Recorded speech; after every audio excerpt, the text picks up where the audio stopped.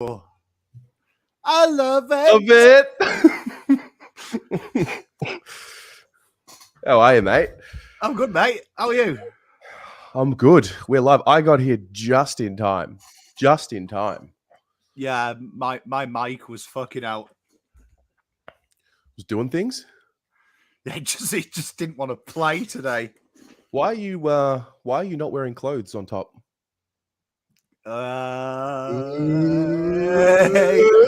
Camouflage in the house. It's because usually on a Saturday morning before this show, I just used to like to loiter around train stations. So you didn't want to with be a caught? man bag. Mate, are you ready for the danger game today? Oh, don't you start. Yes, I am.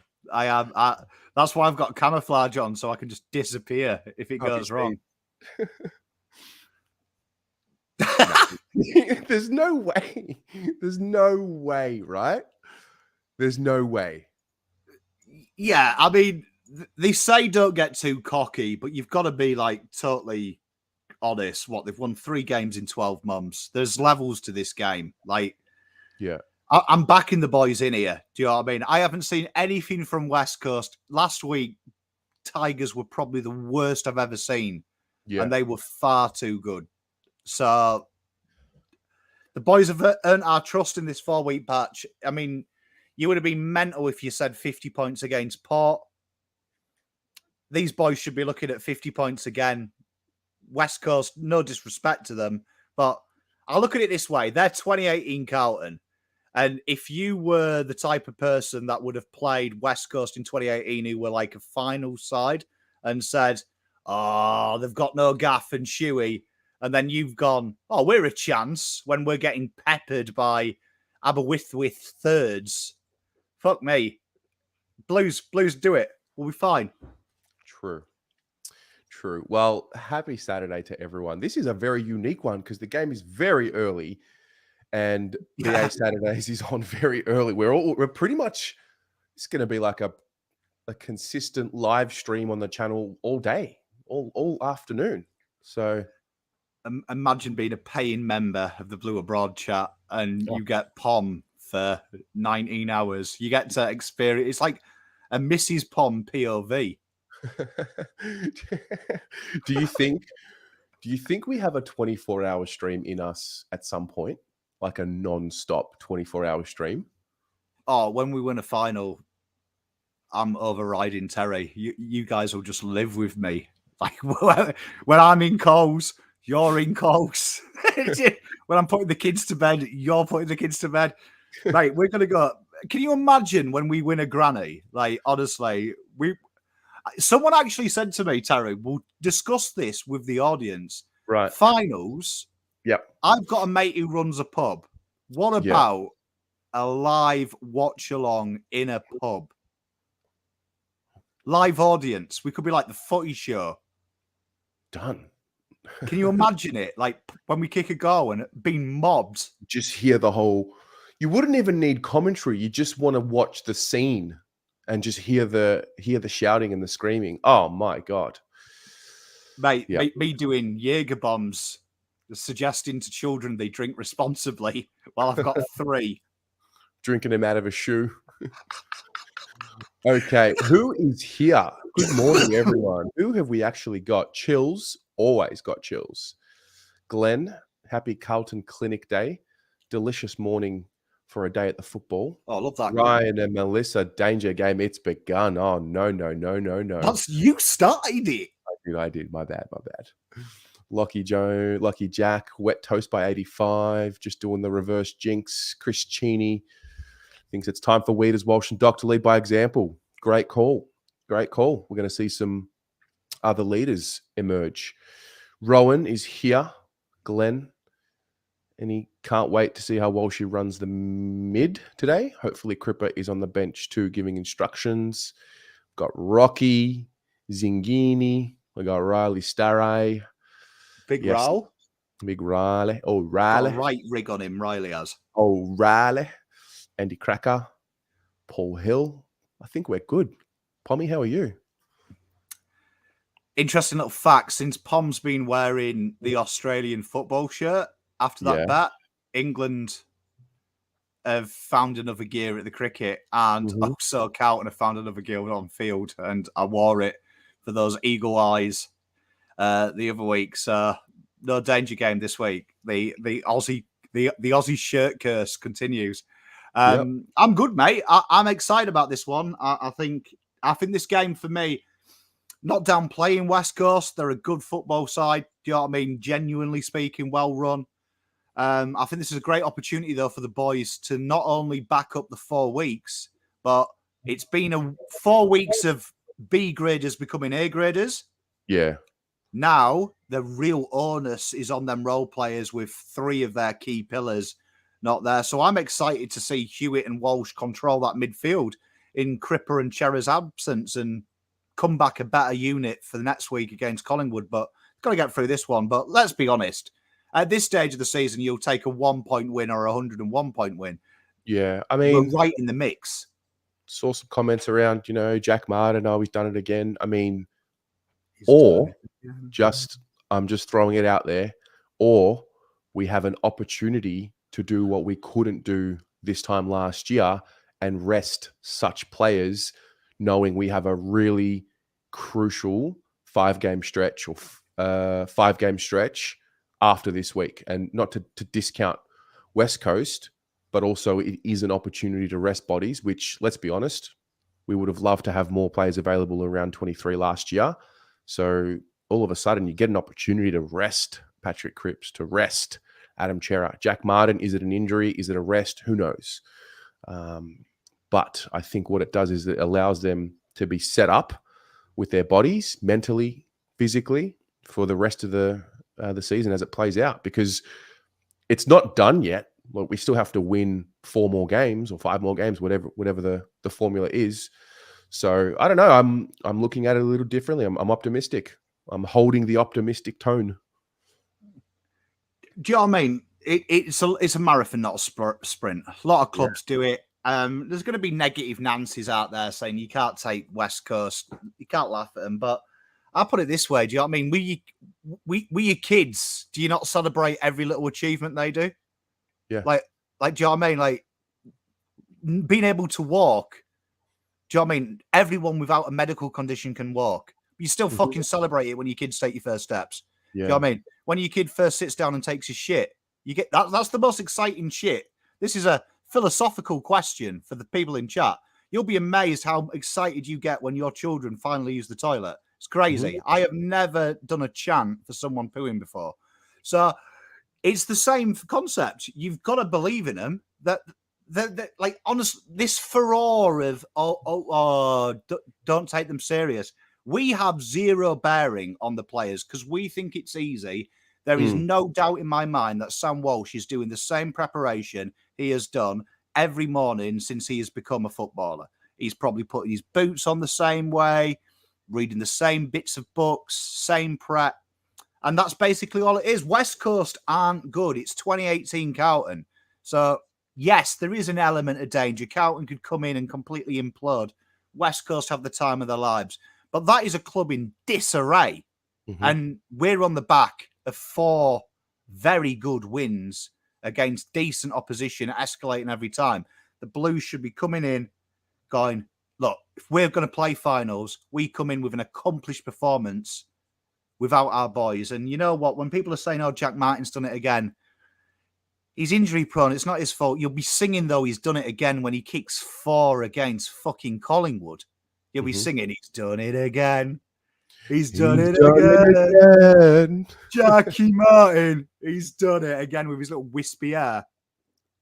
Yeah, look, I just think, like I said, this is something we would have loved to have had the opportunity to do last year, and we didn't, and we suffered for it. And then also, you've got guys who have come into the side, like Paddy Dow, like Ollie Hollins, like Cowan, Ed Kono, and you've got guys who can see, oh, we've found some form, we've found some confidence, we're in the hunt. I feel like, call me crazy, they're going to want to hold their spot in the team and perform so they can be a part of the next 5 weeks, 6 weeks. So there's a lot riding on on today for the guys in the side because their spots are for some of them their spots are not locked in. So that's there's still plenty to play for, and I think it's wild to suggest that we're not going to come out today with as much as we possibly can and do our best. Mate, the people I've seen on socials like trying to spin Carlton are going to lose and put it out there to the world are the same people who said Bin should be playing in Paddy Dow and are telling me that Paddy Dow is fucking Gary Ablett Jr. personified. Like, so you should be thinking, oh, well, if Paddy Dow's playing, Carlton versus Eagles should be 80 goals. Like, honestly, just go out there, do your job. Paddy Dow's got a great opportunity to secure a contract somewhere else today, or be so good and be content with being second fiddle that he gets an extension. Holland's played the closest to Cherra's role in the VFL, which did worry me. If you watch my VFL review, I was like, it's a weird time to suddenly play him on the ball for a bit. But there it is. And the boys have got to adapt. And Terry, you're a big thing. You always talk about this a lot, about trying to find little niches towards finals. Good teams find avenues.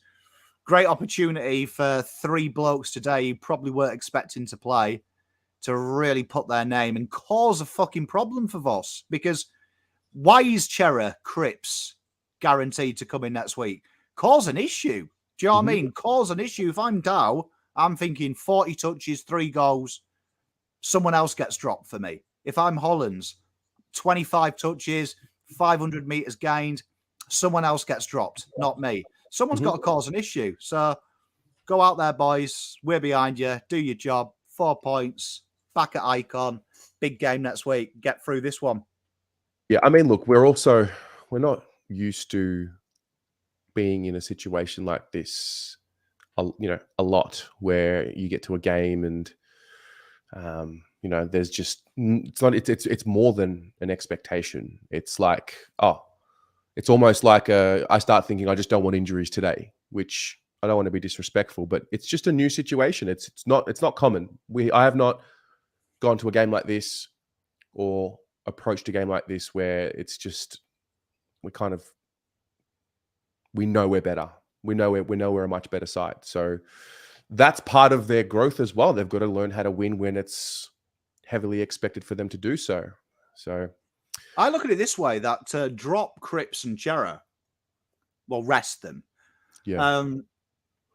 If I was Hewitt, Fogarty, players like that, I'd be feeling good that my boss, trust me. So I've got do you want to come and say hello to the people, mate? Come on. This is Abe with my housemate, mate. Mate, not say long hello. to go. Fuck. Yeah. Look at his guns. He's come to show off. You got a license for them things. Yeah, he's a single man. Ladies, got a nice boy for you. Oh, what a dog. What a dog coming on the stream to show his muscles. See, you build the clout machine and they all want that clout.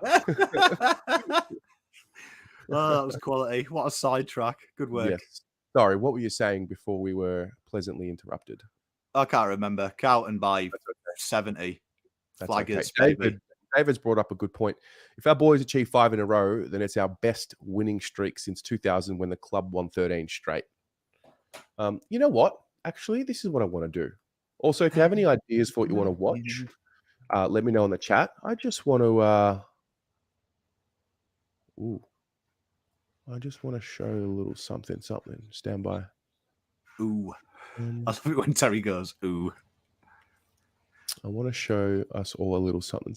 Stand by. All right. So I'm going to share my screen. We've only just begun. Yeah. So Michelle Williams, no relation to me. Terry, are you single? Asking for a friend. I am single. Yes. Hey, Blue Abroad, off-season content sorted. I am married. I am married to the grind. That's what I am. Yeah. All right. So just for those who think it's a danger game. Let's just have a look at the situation. Show me where it's a danger game, please. Let's have a look. Point out the danger. Somebody point out the danger when I look at this list. Oh, Terry, Gaff was good 5 years ago. So what I'm looking at here, so Chincotta, Wiedering, Newman, Kemp, McGovern, Sard, that's been our best 6 for the last pretty much most of the season. Maybe Chincotta is obviously slotted in there. Have we got another defender in the back in the emergencies? Cowan. Okay, and Cowan. So we'll look at the forwards. Gaff, Darling, Elijah Hewitt, Jamie Cripps, Oscar Allen, Ryan Marriage. You know who I like from West Coast? I always have? Jamie Cripps. Is that because he's Patrick's cousin? No, because I feel like we probably should have gotten him 4 years ago. He would have been exactly what we needed. Your boy, though, is Jamie Cripps. Yeah. Your boy, Fogg. Yeah. Don't need Jamie when you've got Fogg. True. Fogg is very Jamie Cripps-like. That's a good call. Then I look in the middle. Walsh, Hollands, and Doherty. Hollands in the midfield today. I'm excited for that. Walsh, Hollands, Doherty, Campbell, Chesser, Luke Shuey, Jaden Hunt. If we go to the followers, DeConing, Hewitt, Akers, Bailey Williams, Dom Sheed, Tim Kelly. Now, I'm not discounting Sheed and Kelly. They're good players. Luke Shuey, a good veteran. And then we look at the forward line. This is what I'm excited for today. Fogarty, Honey, Motlop, Silvani, Cunningham, and Charlie. Like, it's just 5 of them spaced out evenly around Charlie Curnow. It's exciting. And then their backline. I actually like their backline. I think their backline is probably their best line on the field today. Witherden, Barris, Cole, Huff, Hearn, and Duggan. So, I don't know. I look at it. Petrevsky Seaton, saw he was staying over at Zach Fisher's house the other day. I don't know. That's the situation. There it is. There it is. I'll just do Carlton logic on socials that I've seen. SPS unfairly treated by Carlton. Gonna have a blinder. It'll be his second blinder in his 10-year career outside of the Dogs game. Bailey Williams, I've heard, is really, really a good ruckman. Yeah, do you know what I mean? Evidently, some people are living in that. I mean, to be honest, you know what annoys me about the danger game most, and it is so disrespectful to anyone who's played sport at a level that's higher than your mum kissing you on your forehead and saying you've done well, right? Is that every time you suit up and you are paid to do what you do, it's going to be fucking hard because there is, guess what? Other people getting paid to do what they do. This ain't country football. This ain't tiddlywinks. This is real to these people. So, of course, there's an element, as this season has seen, you go in with 5% off and they go in 10% better. You're in strife. But also, you go in and do your job. And if the boys do their job, there's a reason they've won 3 games in 12 months. There's a reason that their defense, without Barras and you minus Wiedering, so you remove the best one-on-one defender in each team, they are 18th with and without him. We are first without him. We are second with him, right? So let that sink in. That's a huge difference. And their forward line is full strength, as it has been for the majority of the year. Midfield, uncomparable. Even when you move us out, even you move Cripps out, Hewitt's 2 years of work still negates it. Walsh, still talented. Like, you're West Coast. Just put yourself in the mind of a West Coast fan. You won't be scratching downstairs with excitement because Cripps isn't there when you see Hewitt and Walsh are there. They're still pretty tasty, damaging footballers. Akers has been sensational over the last 4 weeks with his defensive work up the flank. Like, the boys go out there and execute. You are playing the side with number 1 for unforced errors. Carlton at the moment ranked number 1 for pressure over the last 6 weeks. None of them pressure players have gone as well, incidentally. So all we've got to do is do what we do 4 weeks. And you could probably play me, Terry, Eddie, Lockie, Jack, and John Holden, and we'd have a fair crack at winning it. Like, unless the boys implode, they win this game.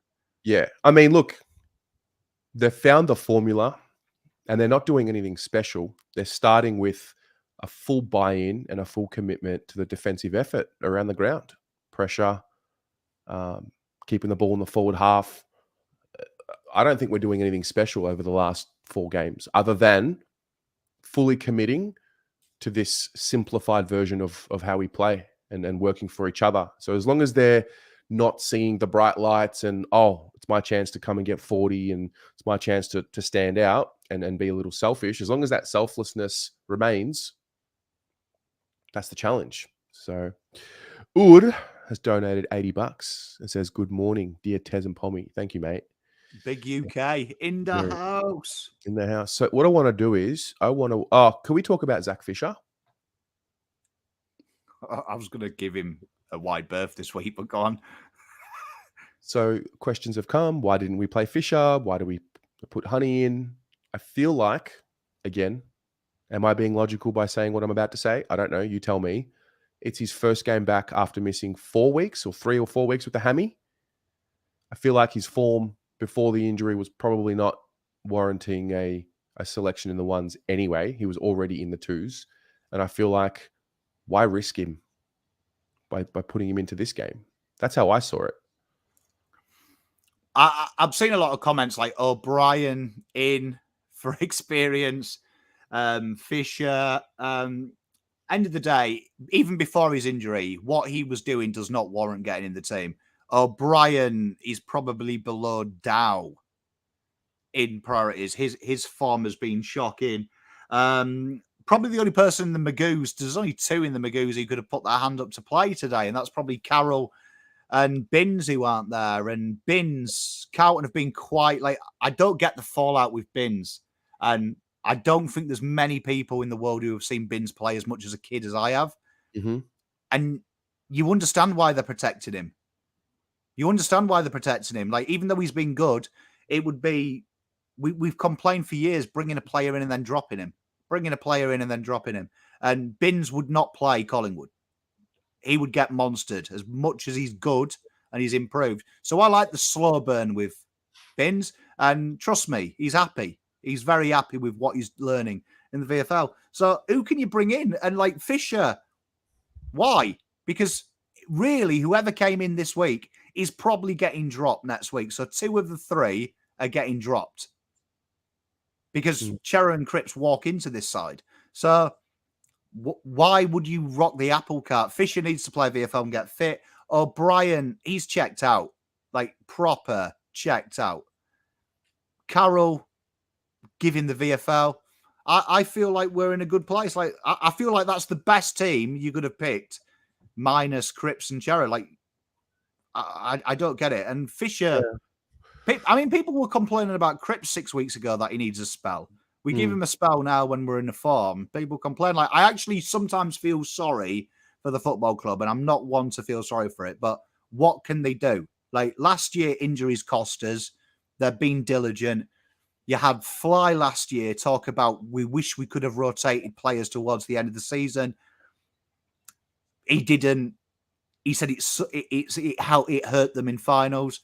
What do you want to do? Like 3 weeks ago, when we had our second win, I remember people saying mass changes. Twitter this week had 8 changes. It had Harry Lemmy at full forward, for fuck's sake. Harry Lemmy! Like, tell me I've never watched VFL football ever, and I've selected Harry Lemmy in my best 22, right? Just, please, Carlton, just go out and win. Just go out and win. Go out and win. Do you know what I mean? Workman-like performance. I don't even care about the margin. Just get through it. Yep. Get a week's training. Big one next week. But just get through this one first. Punch it and get through it. Yeah, that's a good call. Also, I did a bit of reflecting on us and the journey of the team. And you look at, now we have the beauty of hindsight. But you look at the journey of this group from the start of the build, when we go to the draft in 2015 and 16, 17, 18. And now we have a little bit of history with these boys, which I love. We have memories and a bit of history.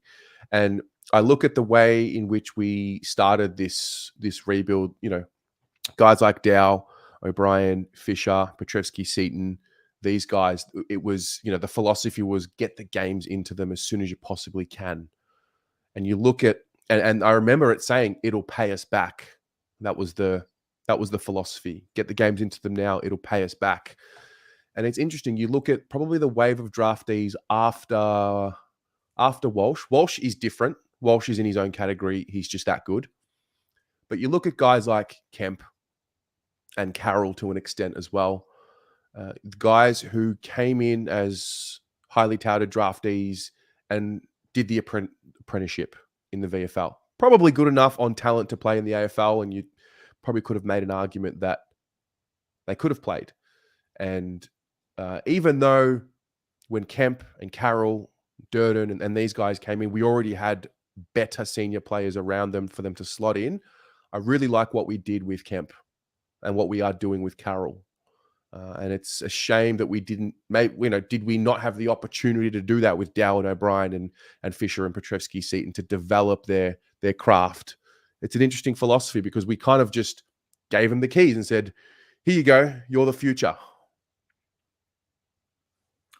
Yeah, I mean, I agree with you. I mean, I think there's a happy medium. Like, I think some people get overzealous. Like, I saw a post the other day, and I won't name them, but they were like, how come Collingwood can develop players? Look at Nick Dacos, and then look at our juniors. And I'm like, Nick Dacos is a freak. You know what I mean? Yeah. Nick Dacos could have gone and played for your Uncle Pat and been a superstar. Like, and your Uncle Pat knows fuck all about football. Like, Walsh is a rarity. He's a gift. Do you know what I mean? Wietering is a rarity. He's a gift. Do you know what I mean? He was ready-made. Real development's your 20s to 40s. Right. Do you know what I mean? Because any idiot can do a top 18, right? And Carlton's failure in the top 18 is AFL average. It's what we'd expect from that amount of picks. It's tough. And Binns, I like that they're holding them off. Kemp, I like that we tried a few things with him, but then Nick Austin came in and settled on that back line. So that really impresses me, and he looks really good. And, Jackson's an interesting one because I was hot on him in the draft year. I remember talking about him at length with you, him and Hollands. And, he's a confidence player. And I actually think it would be detrimental to Jackson. I'm only putting words in his mouth.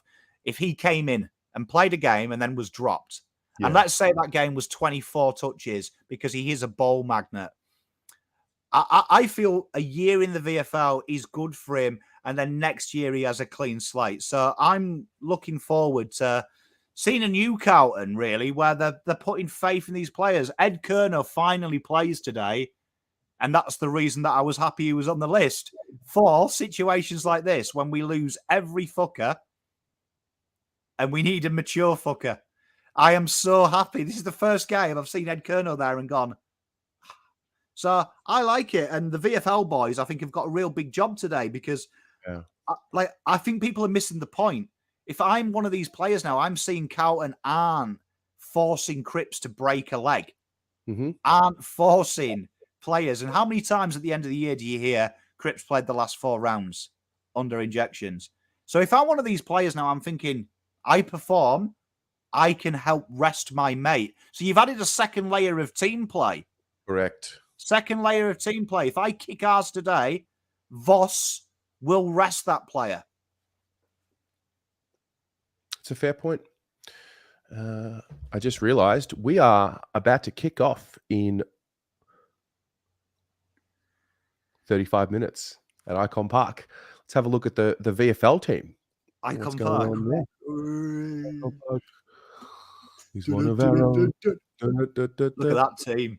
Have a look. So, there we go. This is the team. Some notable names there, mate. Durden, Sam, in.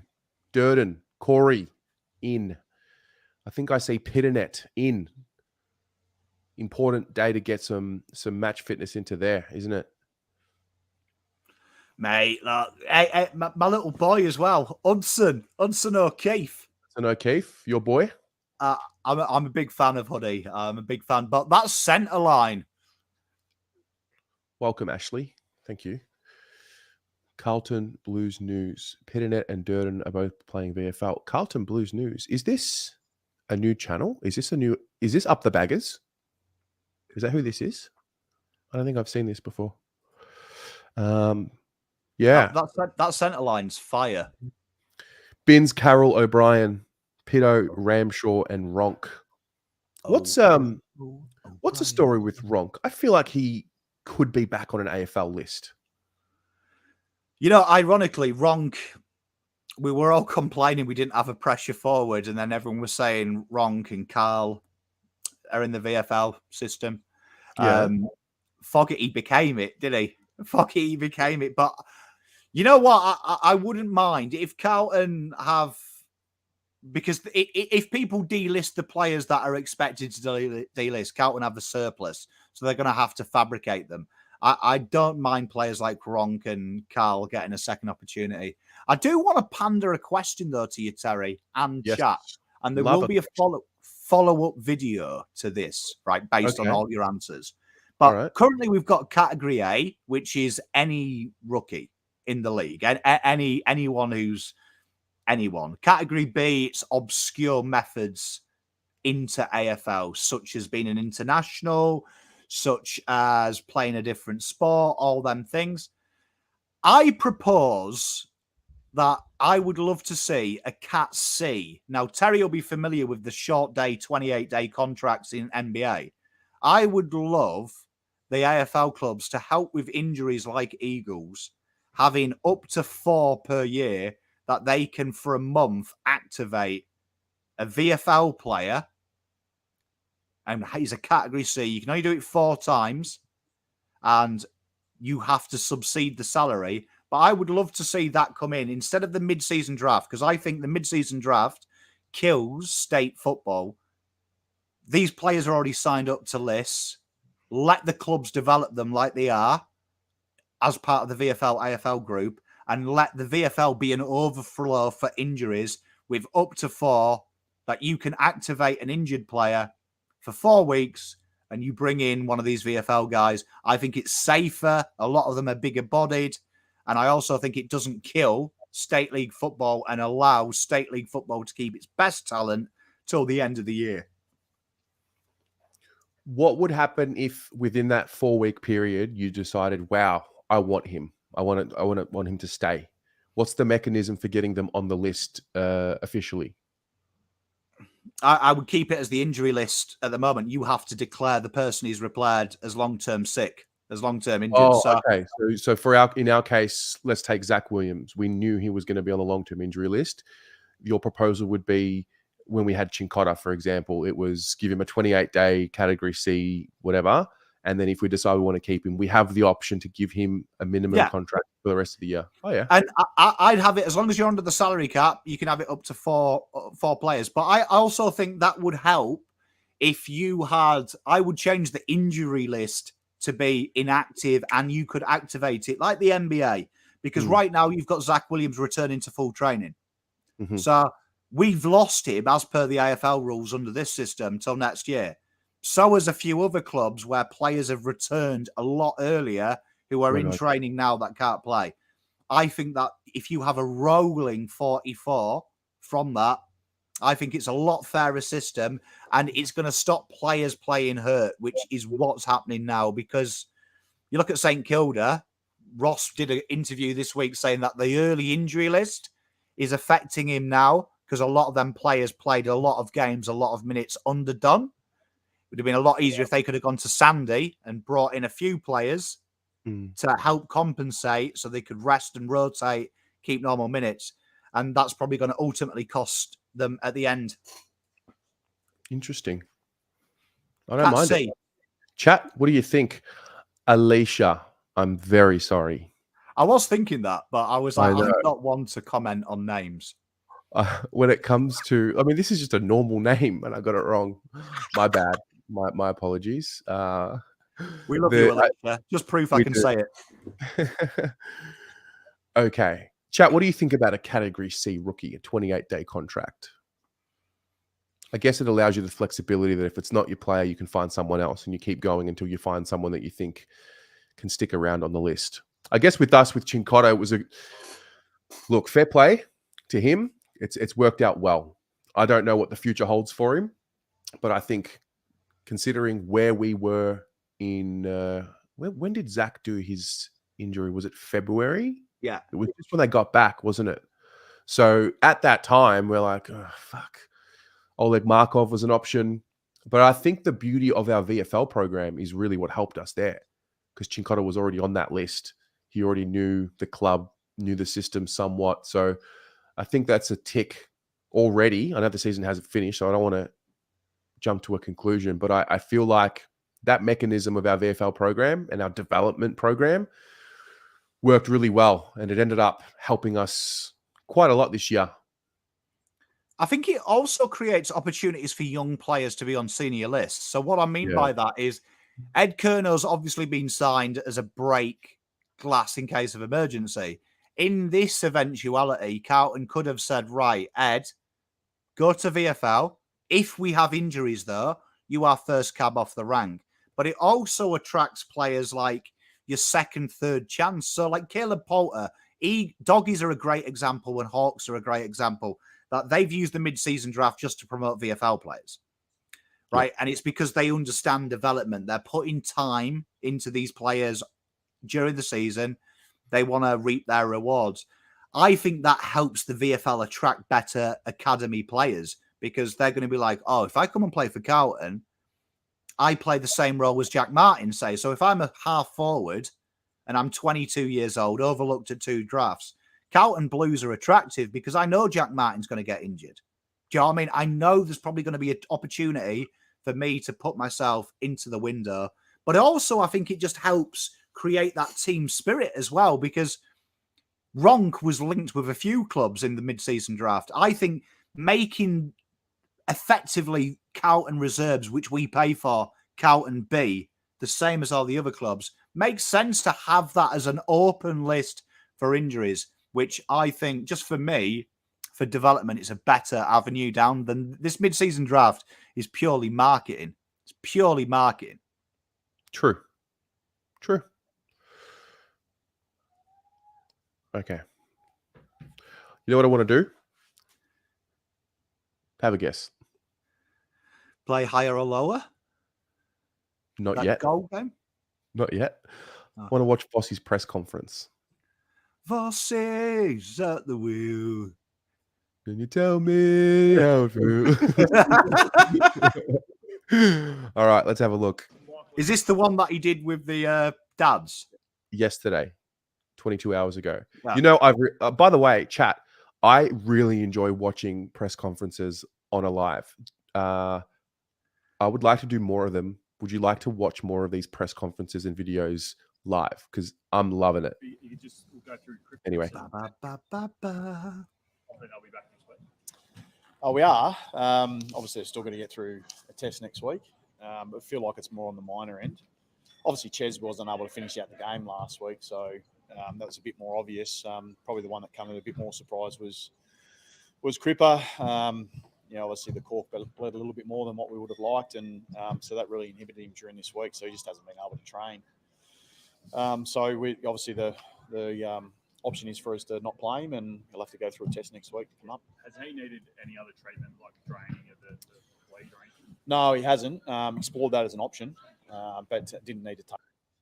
You know what that reminded me of? Do you remember when I asked David Teague, is Cripps getting injections in his back? He's like, oh, no. Yeah, the old deflection.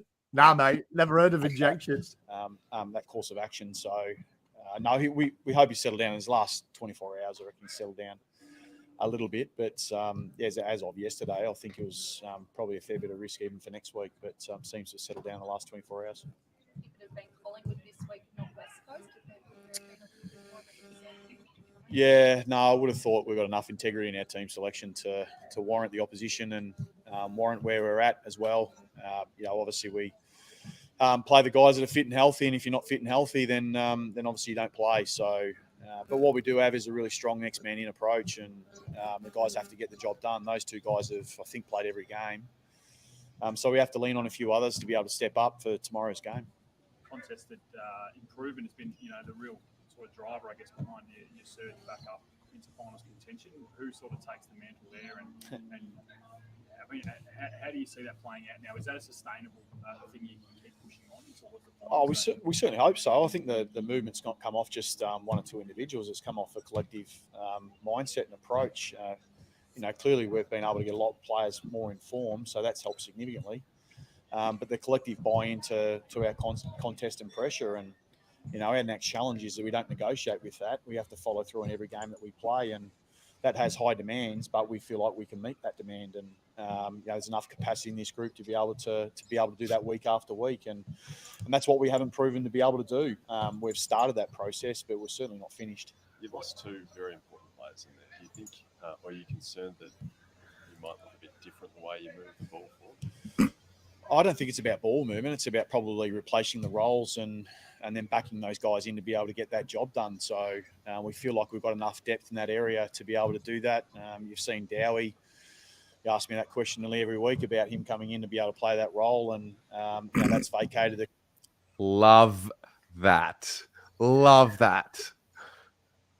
Quality bumps. Yeah, that was a great response. A couple of those roles for him to be able to step in and get that job done, and we feel like he's extremely ready to be able to do that. And I know he's absolutely looking forward to being able to take that on, but we don't need him to do any more than what he's been doing. He's been in really good form, and he knows what it takes to be able to get out there and play well. And we just want him to work in with the other group of players that are there to be able to obviously deliver the outcome we're after. Lockie Cowan's getting that. What have you liked about him? He hasn't been. I love Locke. He's raw, but at the same time, he's got such power, and he's got great size about him.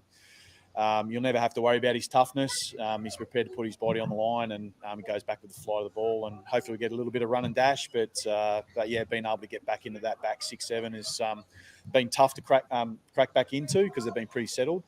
But obviously with Boydie out, it gives him an opportunity to be able to come in. Just on Paddy Dow, have you sort of mentioned and spoken to him about his future here? Obviously, he's just out of cracking the team, but obviously it's availability with a number of guys. Is he willing to stay here and fight for that role? No, I'm sort of more concerned about having conversations right now around the role that they play for us and what they've got to do tomorrow. That's the priority, and that's where our discussions lie. And I know that he's fully invested in being able to get that done. So, we've been able to turn around a lot of form. Individuals have been able to do that as well. And I think our trick is to make sure that we stay completely present to the moment and look at our next job. And obviously got West Coast Eagles, so that's a pretty important job for us to be able to get done. West Coast in recent weeks have actually slowed their ball movement down, almost trying to mitigate the damage on the scoreboard. How do you open up the game? There's an assumption that that's why they're doing it. I don't think that's necessarily correct. That's been a method that they've engaged with for a long period of time, and so our challenge is obviously how do we take that away from them, and the opposition will always provide that little challenge to us. But no, I don't think we assume anything. We've got a defensive system to make sure that we get in place. It's been a really strong focus on us. Clearly the contest and pressure has been number one, but defense has been also really important to us. So we know we need to. They present a few threats to us that we have to take off them, and it'll be a challenge to do that. But feel like we can do it. How about Ollie Holland? Do you think he comes back into the side? Will he go back to that wing role, or do you see him playing midfield time now? We certainly spent a little bit of time in the VFL doing a couple of different roles, and we sort of feel like that's, I guess, his next stage, his progression is. He started his AFL career as a wingman. He may spend a little bit more time there, clearly. But we feel like his growth comes from being able to play different positions, and he was obviously recruited to be able to play both those positions. So I'm sure eventually we'll see him there. I'm not sure we'll see too much of him on the weekend, but certainly we'll over time for sure. How much? Through the whole having the dad team today. Yeah. Yeah, they're back here, so I've got to be really careful what I say here. But no, I'm a bit disappointed they didn't bring their boots. So that's a little bit disappointing. But no, it's good to have them here. It's be able to have the dads around. They're always on better behaviour, so I don't know why that's the case. But it's nice to have them here and be able to pick their brains. And we had the mothers here obviously early in the year, and we've got the fathers here today. So the boys are on their best behaviour, that's for sure.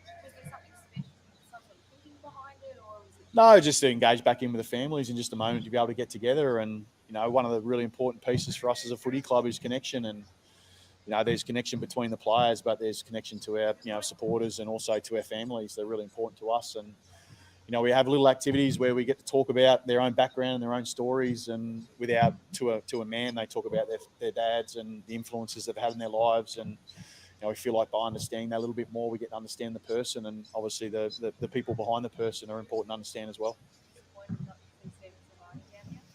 Yeah, I don't think it's about that today. It's about sort of celebrating our Father's Day and being able to get a few people along here that are really important in our lives. Any of the dads giving you some feedback about their sons? There's always feedback from dads around their sons, but the one thing I do know, having a son playing as well, what we do is we have a laser focus on how they're going. So the idiosyncrasies that they have and how they play, you only just got to ask them a couple of questions, and you can sort of dig into what they bring. So not just their strengths, but also where they need to improve. Michael, just last one on sort of footy, if we could. The turnaround, how much you think of the fact that it was a bit mental in terms of the fact that finals maybe was out of the picture, where you even mathematically wasn't, but sort of the talk around finals was gone, and it was just sort of an opening up of expression of playing footy rather than sort of the pressure that you're under for so long. Do you think that played a part, do you think, in busting it open? I think there's a mistake to assume that that because there's a conversation outside means that they're the conversations we have inside. We've never had those conversations. Our expectations lie in the way that we play, and we put that on a pedestal more than anything else. And part of what we want to go after is our identity, because it's not just about the short term; it's about the long term and the way we want to be able to play, and what does it take to be able to actually play at that particular level. So we've gone to work on that pretty hard, and we have a lot clearer picture on what that looks like. But that doesn't mean we're fixed. Just because we've been able to make that ground that we have over the last 4 or 5 weeks, we've still got a lot of work ahead of us, and we can't take for granted where we are and what we've been able to do, and we've got a laser focus on what our next opponents need to be, which is West Coast Eagles. Just quickly, I guess the question I was leading to was, do you think now that finals is now within reach for the players subconsciously? Is there a subconscious?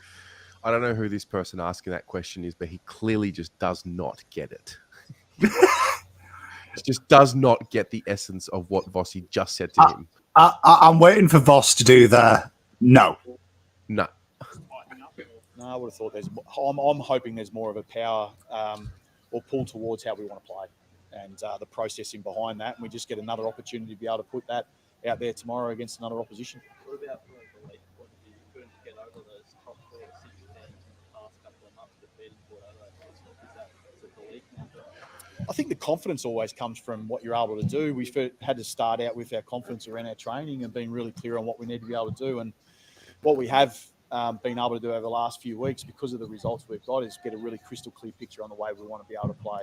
And what our next challenge is making sure that the standard is our next challenge, and that we hold ourselves to that standard, and we don't negotiate anything less. Cheers. Thank you. Cheers. What do we think of that? Well, he was clear and concise, wasn't he? Yeah. I always find some of the questions really, really baffling. Like, I always try and think, what's the purpose of certain questions? Like, what are they actually trying to get? Yeah, I don't know. Maybe I'm cynical. Nah. Let's be honest. AFL media has been atrocious for centuries, isn't it? Like, they're after the story. They're not after anything interesting. But I did like I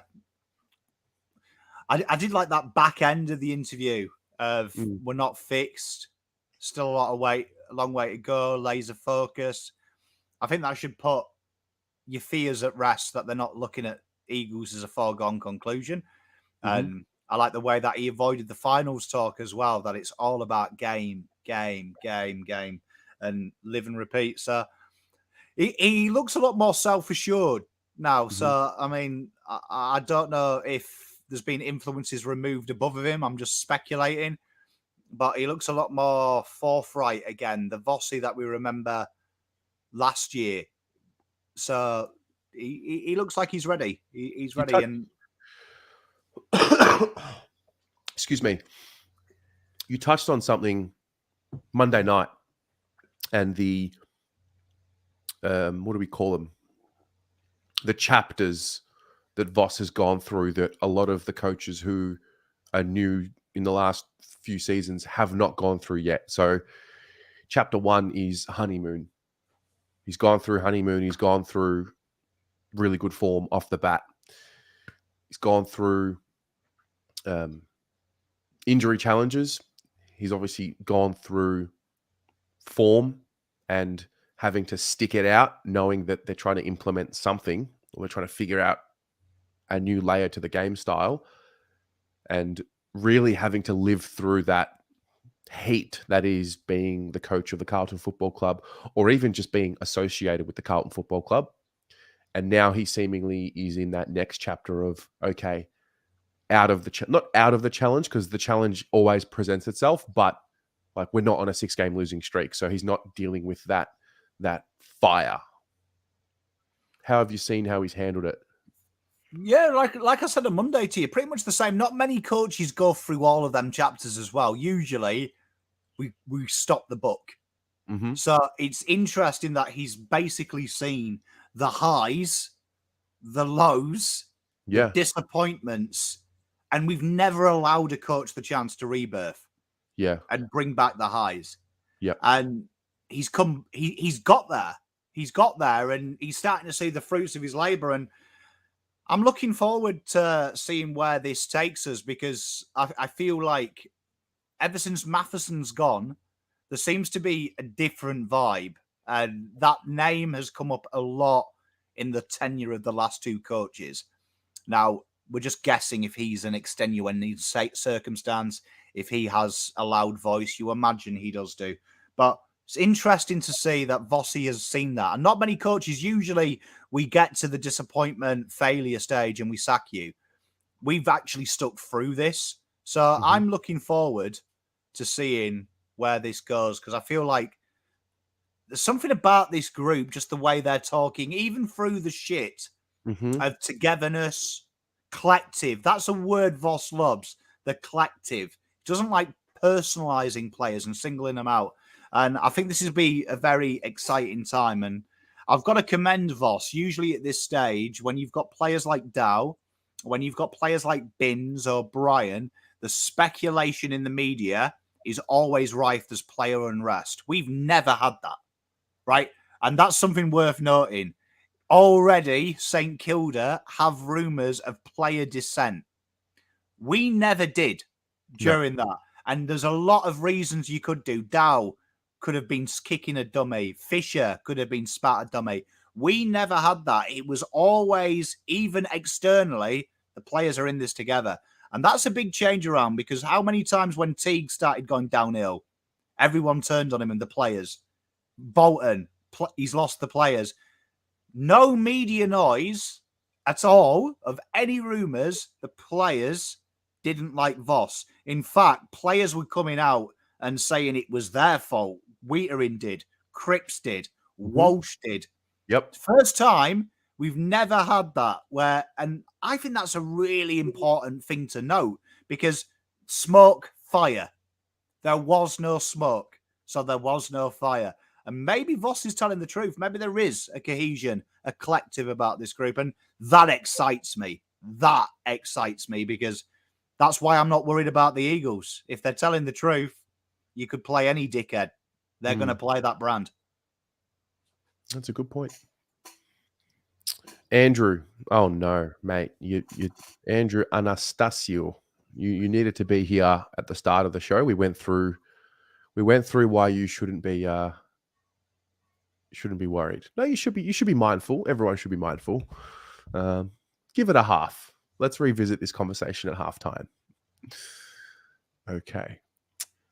Webby, to answer your question, it was Sam McClure, Mickey Mouse journalist, and it was some Twitter accounts. And let's be honest, the Twitter accounts that were leading with there was player unrest. I've forgotten more about football when I have my morning poo than they know about football. Yeah, so there was no ratified rumours about it.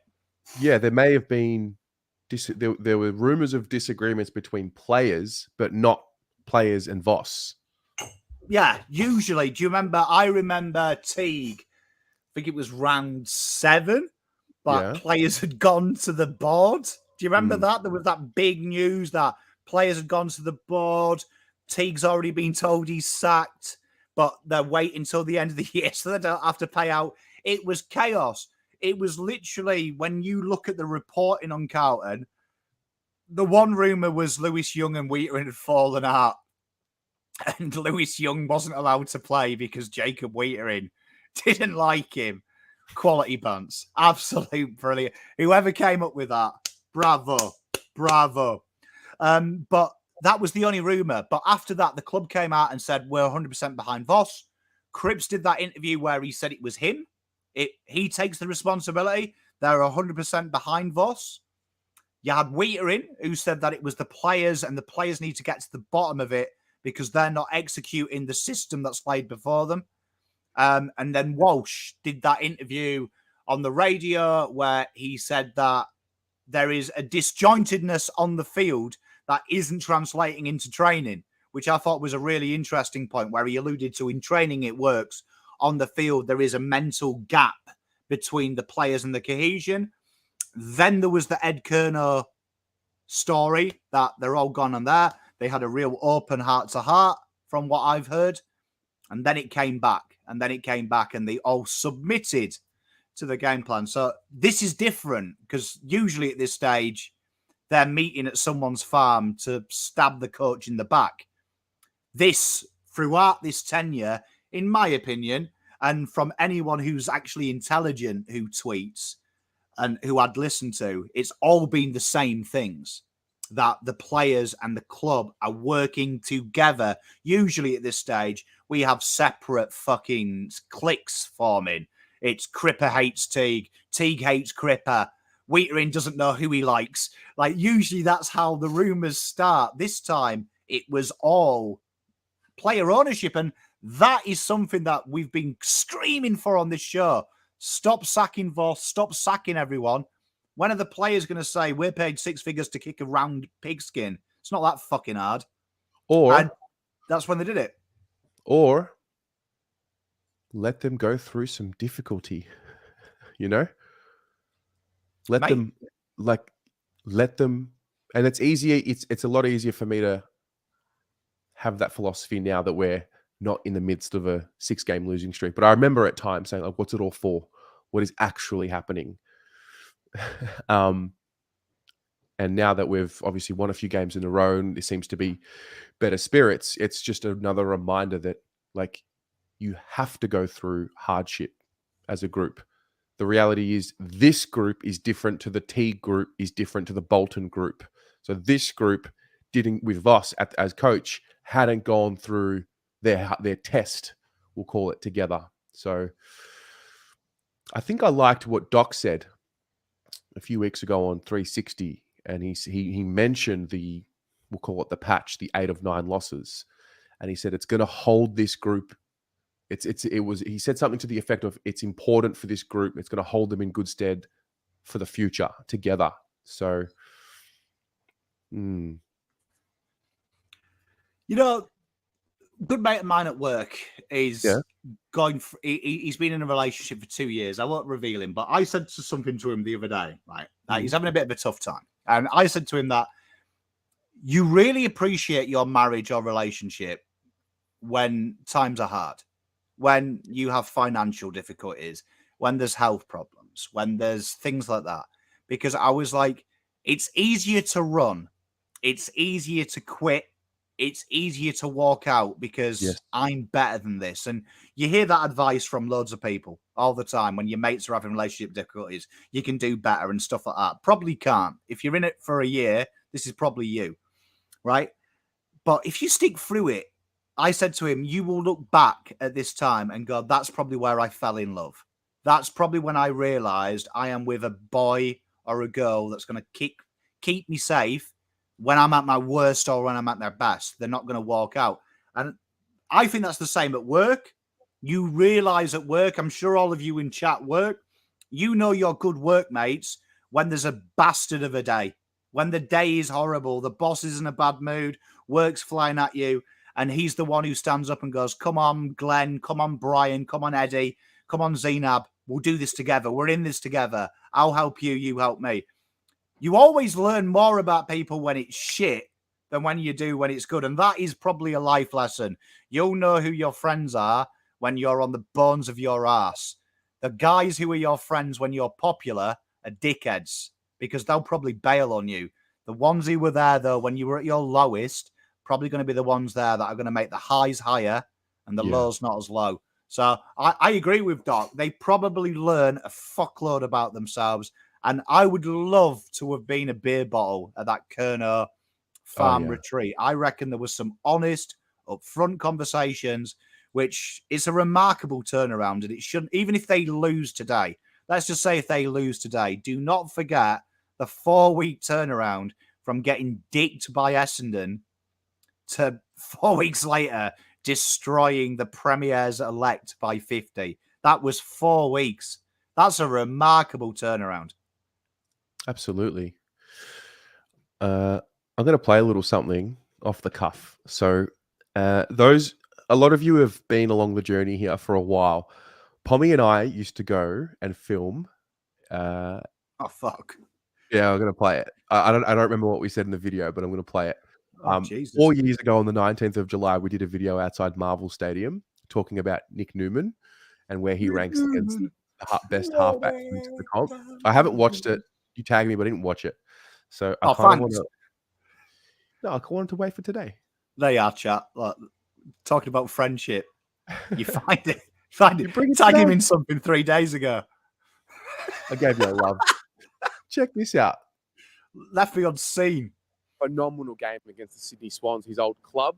I'm not going to go through the stats, but we really like what he's been able to add to our team this year, particularly off halfback, and particularly in a season where we lose someone of the ilk of Sam Docherty, who is a superstar for us. What we're going to do today is we're going to look at Nick Newman and where he compares to the best players in the competition at his position. So yeah, 100%. So we've got on the left-hand side, we've got the AFL that they ran. I forgot about them stats. Wow. Best halfback flank in the comp. This is the AFL rating. Yeah, this isn't me.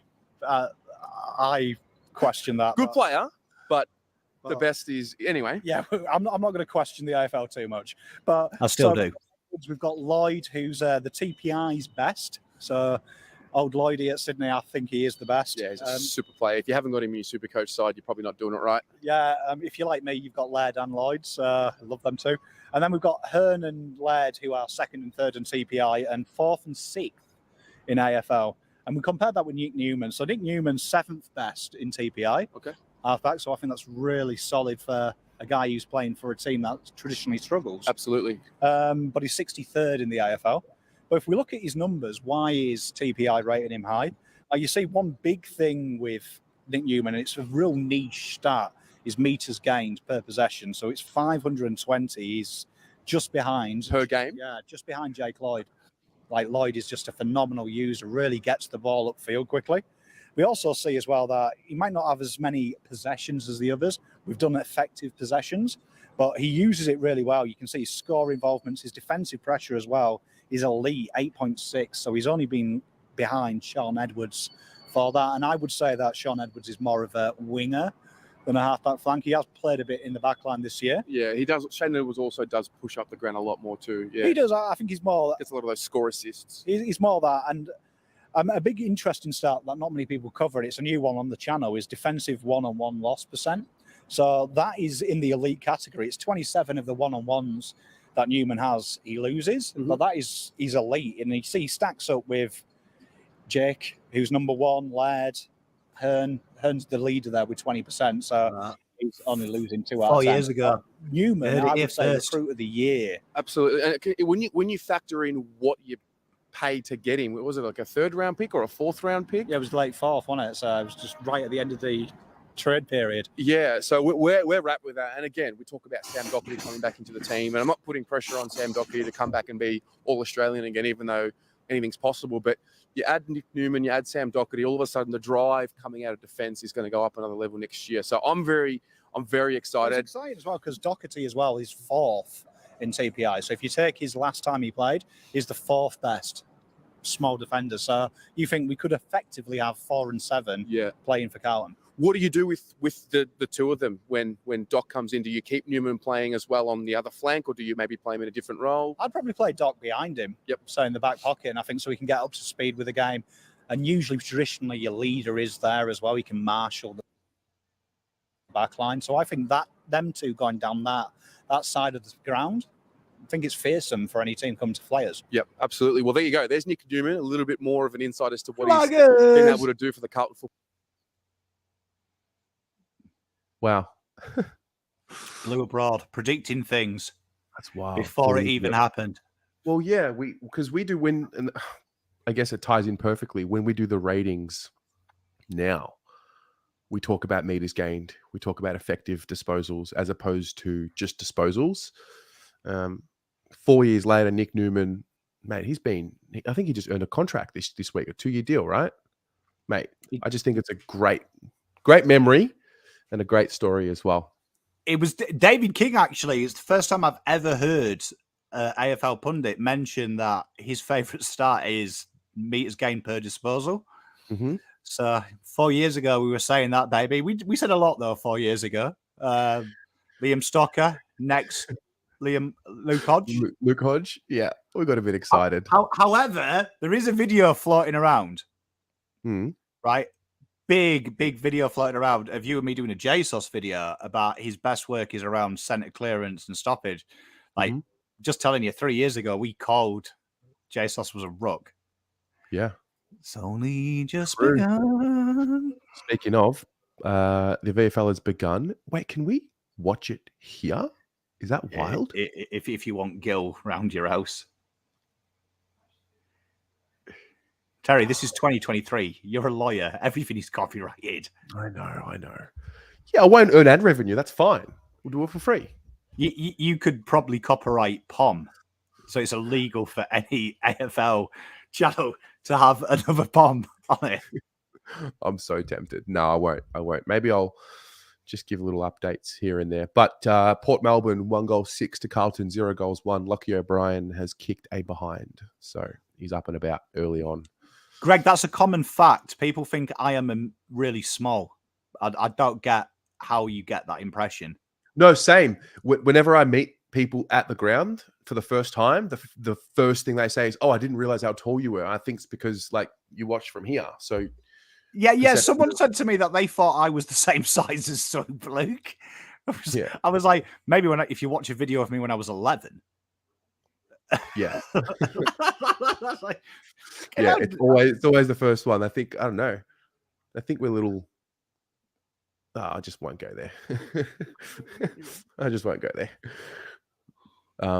Yes, Rio, the camel jacket. You know, I wore the camel jacket for the first time in a long time last week. So the camel jacket was brought back. There was a time. I missed that jacket. 2020, it did not fit strictly. And then, yeah, it fits now. So don't know what I'm going to wear today. I missed the camel jacket and I missed the all white. The white hoodie? Yeah. The all white get up, Terry. That is vintage BA. That is vintage BA from Tel Aviv. Look at him now. A little bit of chest out. The confidence is flying. Yeah, the hair's the same all the time. Look at it's a bit different. We're growing out their hair at that moment. No, but your hair's always the same. For the last couple of weeks, your hair has been textbook the same. Mm-hmm. Carlton Blues news. West Coast team bus experiencing half an hour delay. Ooh. Oh, Rio, play your oldest video. Club Tropicana drinks. Oldest video. All right. What is your oldest video? Let's find out right now. I'll go to YouTube. Stand by. Oh, wait. It would have been when you were on the other channel. Oh, on the personal? Wait, let's go the oldest video. I love how it's with Mark. Hey! This is the oldest video on the channel. Got my man Mark getting nice and tight, mate. Tell me what you saw today. 12. We were down and out from that second term when they were 6-4, 40-3 behinds. We thought it was just going to be an absolute long day. But full credit, We just kept chipping away, and this was just one for the ages. You know, nothing to lose. Obviously, with our recent coach Bolden being sacked, fatigue to just come in, let the boys play with a bit of freedom, and once we probably start getting 2 or 3 goals in a row, it just built from there from the second half. This was a courageous victory, and it just shows heart, no matter what. What were you thinking? Let's be honest. What were you thinking at quarter time? Well, look, I mean, first 10, 15 minutes was actually to our favour. But in saying that, once they got the first 2 or 3, I mean, it was just really hard to sort of fathom, you know. I mean, probably I'd say halfway of the second term, as I said, when Gibbons got our first goal, that's where the sort of momentum started to build a little bit. But I thought at the same time, it was just a matter of chip away. Don't worry about trying to hit the front until we could get to that stage. And then you saw from the second half, you know, Brisbane got the first goal out of the blocks, in which they kicked one every quarter at the start. Yeah. But then we ended up getting 5 in a row, building momentum. And then, of course, you know how pivotal in the last quarter it is to get the first goal. And we're able to get the first 2, hold our way. And, again, just so gutsy. I'm just so happy for the boys. And tell me a little bit about, can you give 3, 2, and 1 votes out in the Brownlow to one guy? Can you do that? Because how about that captain? If you had to do the coaches' votes or anything else, you would have just given him 20, 30, 40, 50. But as far as my personal 3 votes for today, look, for 1 vote, I thought Jacob Wiedering was fantastic. Yeah. His interception throughout the whole back line just basically, I thought, kept us in the game. No one basically wanted to go near him, and the confidence is growing with him. And it's good from a number 1 draft pick in himself to just find his own feet. And I'm just so glad he could just keep going. And if he does, he's just going to be one of the best centre-half full-backers in the competition one day. That's it, mate. 1 more. How do we get the job done next week? Before I get to that point, my 2 votes probably go to Michael Gibbons. I thought he was very creative. Got himself a couple. Was able to also let a few nice, good passes to our forwards. But I thought, mate, Cripper, 3, 6, 10, give him whatever. 4 goals, nearly 40 possessions. Our Messiah. Love it. Love him. Love it, mate. Good to have you here. What do we do? What are we going to do next week? I think the same thing what we did to the Bulldogs last time. Let's just get and go. Keep it simple. Put the pressure on them, and wouldn't mind making a 2 out of 2 against the Doggies and try and work our way through. Cheers for coming on, mate. Love it, mate. Go the Blues!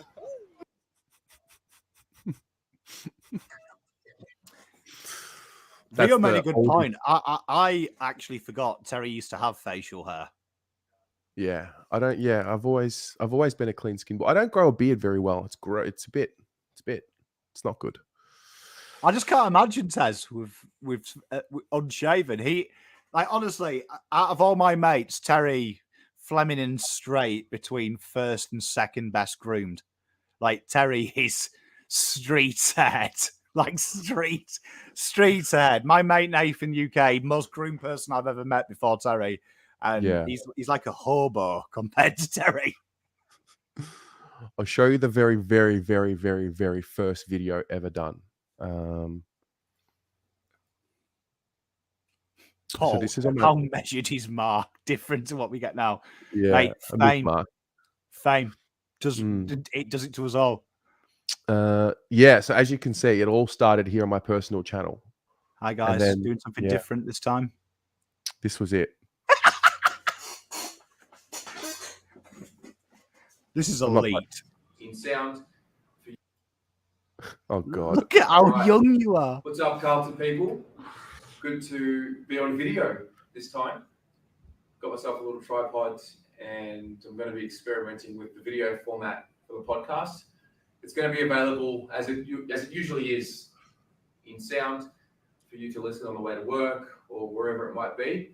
But for some of you who prefer the video format, we're also going to be including that maybe once a week, twice a week. We'll see how it goes. I'm always up for trying new things. Teams are in. Obviously, we play on the Sunday, 6:10 a.m. for me here in Tel Aviv. Can we just take a moment to look at I was going to say,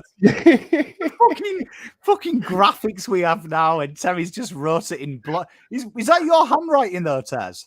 Yeah. You know what? Without even knowing that's yours, I would have spotted that's your handwriting. Like, if you'd got 80 people's handwriting, I would have envisioned you are. Every one of them letters is fucking the same size. Your attention to detail is ridiculous. Yeah, just Ned Cahill with a goal. Just a kid with a dream. just a kid with a dream. It's crazy watching you and then seeing you now. Because to me, it's like being married. I don't notice change in you because I see you every day. To me, you are that Terry, but now seeing it, fuck, man, your improvement from now to today, crazy. I had no idea what was going on. It was just like, just go. Just do. Like, fuck me, your confidence in delivery to then, that's crazy. Like, that's what, 4 years? 4 years. That's I think crazy. I think, no, that was longer. That was in 2018, that one. That was 5 years. But I think it's a good, just a reminder for those who are starting their podcast or who are creating content or thinking about it, whether it's for Carlton or for another topic, just go, do. And you have to look back, and like I look at that now, and it's like, I love it. You have to look back on it and think. Now, at the time, I thought that was the best video I'd ever done because for me, it was just get something out, and you kind of get proud of that, and then over time, you start building the craft. Now, that tripod is actually this right here. No way. Yeah, same tripod. Blue Abroad relics in the house. Yeah. Do you know where I bought this from? I'm scared you were in Tel Aviv at the time. So. I bought this from Shuka Pishpishim, the Hakamer market in Tel Aviv. It's the market. 10 shekels, which was $3. I still have it. I'll never lose it unless I break it. Look at that. Hey, fuck that. That's a blast. I remember. I remember them videos. Like, fucking hell. We can look back at we can look back maybe one day at we can find the one in the pool. That's just so embarrassing. Honestly, the Terry in the pool. Those who have got an hour to kill before the game, just go and find it. Legit, it's the opening of how Terry tries to sell. It's not pre-planned. Always gets me. It just always gets me. Always gets me. I want to watch. No, you know what I want to watch? I want to watch your first video. Ah, fuck. This made some jokes. Made some jokes. Now I'm in trouble. It was. It would have been on my personal, maybe. Yeah, it was the Port Adelaide. You were in Port Adelaide. It was. Yeah, you. It's poetic. You started with. You started. Oh, dear. I remember it. Pommy. It was. When was it? Wait, this is all 2018. I think it was when you were still posting just to Facebook, wasn't it? Hang on. This is 2019. Yeah, from memory, it was when you were on Facebook, bro. Oh fuck! How am I going to find that? Wait. Pom preview. Oh, I've got a Pom preview. Where was Essendon? I think I joined the channel officially because you used to do it just on what's it called?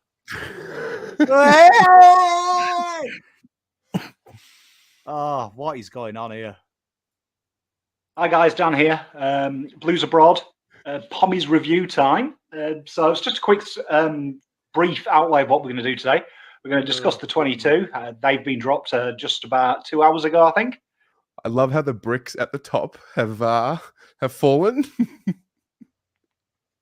And what I do is I run a little thing called TPI with the teams. So if you're familiar with chests, there's a thing called ELO that they use to judge their competitors. ELO is a sophisticated, if you will, prediction method. It's a ratings method, a bit like the ICC cricket players rankings. It correlates dozens and dozens of variables from player strength, moves, matchups, rah-de-rah-de-rah. I've adapted that and come up with my own algorithm. It takes into account over 2,200 different variables. Everything from weather, time of day, where it is, disposal efficiency, kicking efficiency, width of the pitch, length of the pitch, matchups, height, weight ratio, rah-de-rah-de-rah. And it gives you a thing called TPI, which is variable from team to team. And kind of gives a win probability, gives us something to assess. It oscillates around 78%. Fact. Oh, what a fucking melt. You definitely brought the word oscillate into my existence. Yeah, Jesus Christ. What a change around, eh? You know what I mean? You know what I want to find? I want to find the Where's first our one first you. live? Yeah. Who knows? Who knows? Anyway, I Josh, think. you're right. I do froth a brick background. Yeah. Well noticed, Yeah. my friend. Yeah, I think it's time to play the game. Don't you? I can't remember. Oh my god. Oh, you know what? I actually just have to share this. Just for those who are thinking about YouTube in particular. Look at the thumbnails look at this. Look at them. Gross. But again, I remember them thumbnails and I remember our private chat and we were like wanking over to how good they were. Way. Wow. Yeah, wow. That might be our first live. How good, hey. That's wild, man. Honestly, that's wild. These good were, memories. mate, Good honestly. times. Oh, They good. I were. remember when you changed to them. Yeah, these ones. Then we went to here. Then we started going to the pub. There's Stephen. How about that, baggers? Yeah. Oh. The journey. There's Bucky. These are amazing. Oh, sorry, I have to play this. This is the best without a doubt, the best video on our channel. Big dogs are in. Stevie, talk to me, mate. What How happened about them today? baggers? How about them baggers? What a game. Once again. Saturday afternoon at the football. We enjoyed ourselves. Weather impeccable. Game impeccable. Up the baggers. Can't do any better. Mitch McGovern, Josh DeLuca. That was after we beat St Kilda. He's literally the best. I miss him. Yeah, I saw him yesterday. All right. Before we finish, we're going to play the game. All right. So if you're new here, welcome. This is the game. 2 names, former footballers. We have to guess who kicked the most goals in their career. The streak. It says here that the highest score is 23. We got 45 a few weeks ago. I don't know why it didn't save. Yeah, completely robbed. Yeah, completely robbed. But we're going to end the show with the game as we always do. So I have no idea about Barry Stoneham. Drew Petrie I feel like he kicked 400 to 500 goals minimum. Yeah, it would have been around that 450 mark, wouldn't it? I mean, look at the guy's chin. That's worth 200 goals, that chin. Yeah. Also, 1 shot. Everyone knows the rules. You only get 1 shot. 1 chance. So we need your help. I'm going to guess Drew Petrie, but I want to make sure that I didn't watch Barry Stoneham play. So I need some Helena. That were Cooper's 100th? St Kilda 2019. I'm not sure if it was Cooper's 100th. There's no way Barry Stoneham has kicked more than 200 goals because of the quality and resolution of his picture. Like, this guy's put a lot of work into this app. If that's the best picture he can find, screams under 200. And then, Eddie Haddad says Stoneham. Eddie, are you playing with us though? Like, are you like, I get it. Eddie throwing curveballs. Like, I'm looking for people in the chat that are down to actually compete and win here. But Eddie, if you think Stoneham, I'll just let some more people in the chat help out. Oh,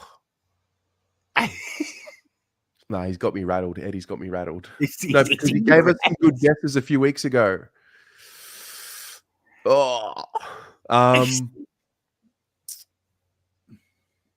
Petrie played for longer. Petrie played twice as much. That's true. 14 years, 16 years. Stoneham, lots of injuries. All right, it's Petrie. Pom, literally, the picture screams 200 goals. Yeah, true. James Hurd. I don't think James kick more than 444 goals. Happy with that? 15-year career. Yeah. That's a solid It's amount of higher than I goals. thought mentally. Yeah, that's solid. Robbie Flower, feel like, what was he? What was Proper Robbie? late 70s, early 80s hair. Yep. Looks like a wing half forward. Chat, am I right? I have no idea who it is, but I'm judging it on locks. He was a mid. Mid. Peter V. Okay. Okay, so mid. Flower. Oh, Johnny Holden. Johnny Holden. Winger. Palm here. Greatest winger. Okay. So who kicked more goals, Flower or Hurd? That's a pretty impressive goal tally for a midfielder. I reckon it's Hurdy, but purely because now I know he's a wing. It's harder to kick goals. Okay. Gonna go with Hurd. I'm just happy that I worked out his position by his Eddie hairstyle. Haddad. All right, Eddie. You've lost me, my friend. It's got to be Big Red. It's got to be Big Red. Yeah, Big Lancy. Oh, that's a bit too close for comfort. I started to get a shit myself then. Yeah. I'm going to not skip the process, but this is absolutely duck. It's got to be on it. Yeah. This is still duck.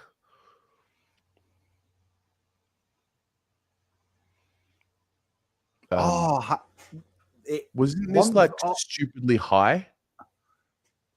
Yeah, but there was also, I'm sure it was, I'm sure he's high, but there's also that black and white photo where the guy had 3 goals, and I can't remember who it was, but I don't think it's this one. No, Harry Valance. This is, yeah. I mean, he's kicking. It was just, as I saw the black and white, I was like, who's that one that was 3? That completely threw us. But yeah, Valance is a legend. He definitely kicked more than Josh Jenkins, surely. Yeah, because I forgot Josh Jenkins was on a list. Okay. Ever. So, really? Yeah. I remember Josh Jenkins slating Carlton for playing round 1 games every year. Mate, get out of here. I think this might have been the one. This might have been the one where it's like 2 or 3 goals. Presty. Yeah. Yeah. There you are. Yeah, because there's a black and white one as well. That's single figures. Mm-hmm. Oh, we're flying here. Oof.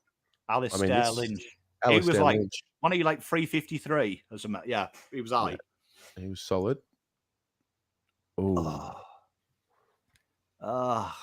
You're looking at Adelaide royalty. Yeah. I don't know if Darren Jarman kicked 600 plus. I can't remember. I don't think so. Jarman 600. It's okay. There's quite a few here. They're saying Lynch. Lynch. All right. Okay. Yep. Boomer. I feel like he's in the 300s. He was a small forward when he started. Yeah, 400 games though. He needs to go a goal a game. By the way, over a goal a game, Boomer.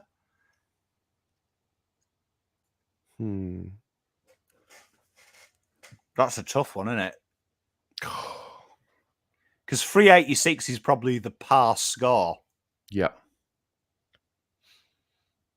Well, Eddie's saying Boomer. John Holden's also saying Brent Harvey. I'm gonna back it in. I think. He's wow, 518. That is a great return.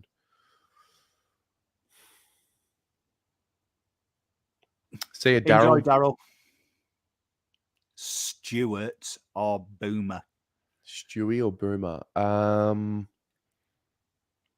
I would just feel if you are a 500 goal a year, a career player, you're an icon.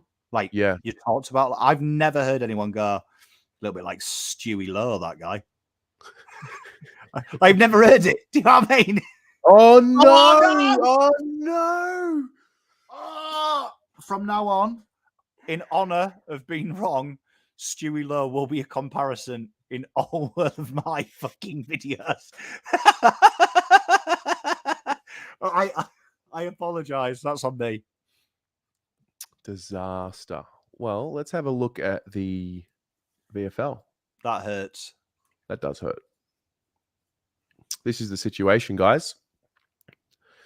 Blues are up by a goal, 3-6 to 3 goals straight.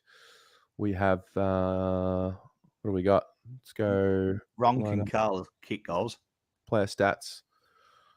Let's go by fantasy. Let's go the Blues. What's the situation? O'Brien. O'Brien with 8 touches in the first. Love that. Flying. Yeah. Plowman. Ronk. Jack Lefroy. Who's that? Jackie! Big Jack. The Lefroy jog. Let's see who our ball winners are. So Plowman, Carroll with the 7. Okay. Pitto's got his 4 hit outs. Binzy's had his 4. I think there's still time left in the first. Yeah, they're still going. All right. What are the tackle numbers? Oh, wait, we can work out who the sub is as well. Well, Marchbank good question. playing, Binns is playing. Is Young playing? No, I don't think Marchbank is playing. Yeah, he is. Oh, he is. He is. Fisher's not playing. Binns is playing. Wait, whoa. Are you telling Binns. me? So it's Young and Fisher. Young and Fisher. Held back. I'm going to go out on a limb and... Who's going to be the sub? They wouldn't put Young as a sub, would they? Pom's theory is coming true. It's Fisher. It has to be. It makes sense because it's his first game back from injury. Young's there because there's a slight knock to someone. Do-do. Because Fisher and Young are totally opposite, right? So when you hold 2 players back, it's that whole idea of horses for courses, right? Mm-hmm.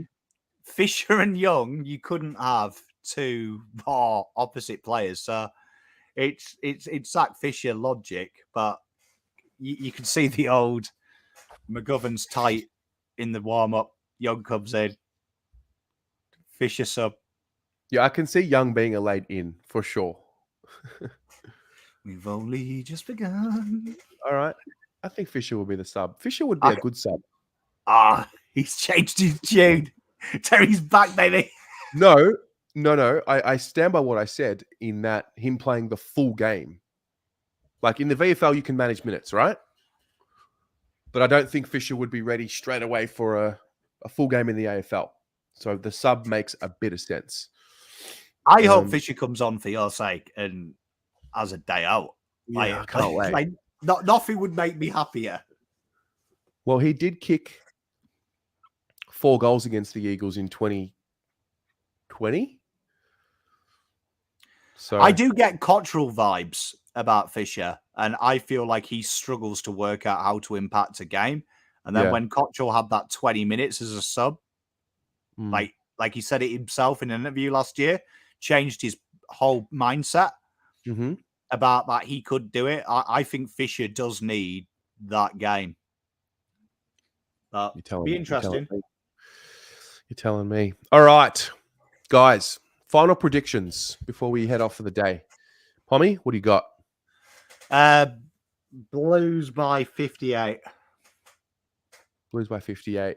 I've got Carlton by 64. What about you guys? Blues by 65. Jackie H. All right. Fair.